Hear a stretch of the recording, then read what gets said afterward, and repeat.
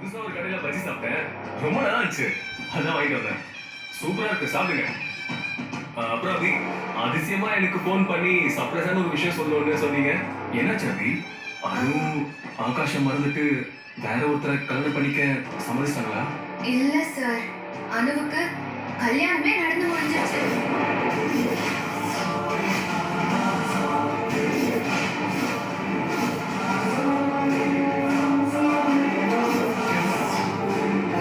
என்ன சொல்றீங்க அபி?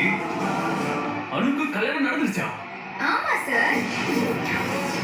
அதுவும் அவ யார காதலிச்சாலோ, யார் கல்யாணம் பண்ணிக்கணும்னு ஆசைப்பட்டாலோ அவர் கூடவே கல்யாணம் நடந்து முடிஞ்சிருச்சு.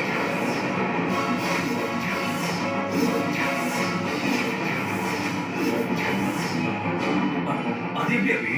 நீங்க சும்மா தானே ஏமாத்துறீங்க? நான் எதுக்கு சார் உங்களை ஏமாத்தணும்? அதுவும் அனு விஷயத்துல